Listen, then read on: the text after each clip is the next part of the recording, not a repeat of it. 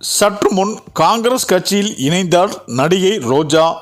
ராகுல் காந்தியை சந்தித்ததால் திடீர் பரபரப்பு, கடும் அதிர்ச்சியில் மோடி.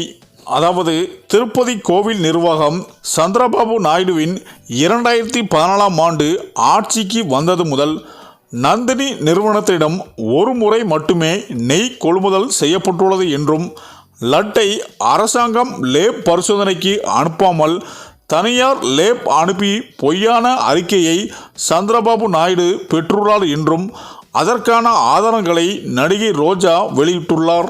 அதாவது ஜெகன்மோகன் ரெட்டி ஆட்சியில் இருந்தபோது திருப்பதியில் கொள்முதல் செய்யப்பட்ட நெய்யில் மிருகத்தின் கொழுப்பு மற்றும் மீன் எண்ணெய் கலக்கப்பட்டுள்ளது என்று ஒரு புதிய புகாரை ஆந்திர முதல்வர் சந்திரபாபு நாயுடு தெரிவித்திருந்தார். இதற்கு முழு பொறுப்பு ஜெகன்தான் என அவர் பேசியது இந்திய அரசியல் வட்டாரத்தில் மிக பெரிய சர்ச்சையை கிளப்பியுள்ளது. மேலும் சந்திரபாபு நாயுடு பாஜகவுடன் சேர்ந்தால்தான் இப்படி பேசுகிறார் என்று சிலர் விமர்சித்தனர். இந்த விவகாரம் குறித்து விசாரணை எதையும் நடத்தாமல் நாயுடு பேசியது பற்றி பலரும் கேள்வி எழுப்பி வருகின்றனர்.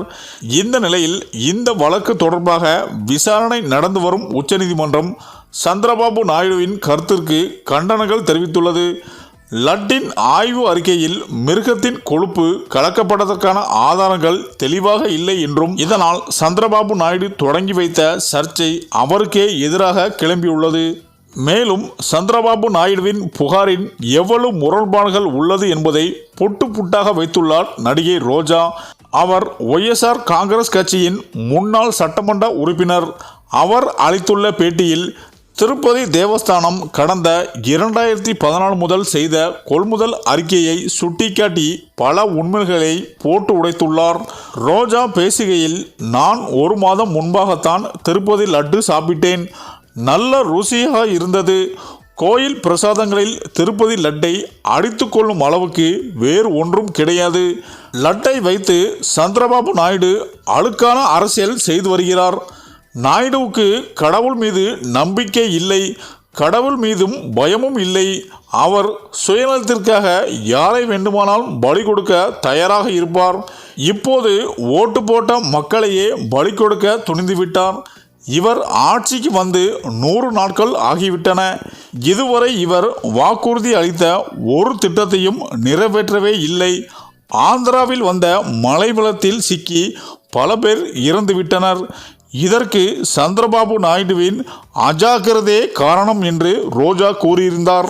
இந்த நிலையில்தான் ஜெகன்மோகன் கட்சியில் இருந்தாலும் பாஜகவில் இருந்து இவருக்கு அடிக்கடி நெருக்கடிகள் வருவதால் சமாளிக்க முடியாமல் நடிகை ரோஜா திடீரென காங்கிரஸ் கட்சியில் முடிவெடுத்துள்ளார்.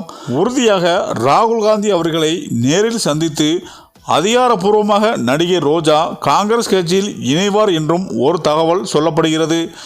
இந்த தகவல் பாஜக தலைமை மோடியை கடும் அதிர்ச்சியில் ஆழ்த்தியுள்ளது என அரசியல் வட்டாரங்கள் கூறி வருகின்றனர். சரி, இந்த வீடியோ பற்றிய உங்கள் கருத்துக்களை கமெண்ட்ல சொல்லுங்க.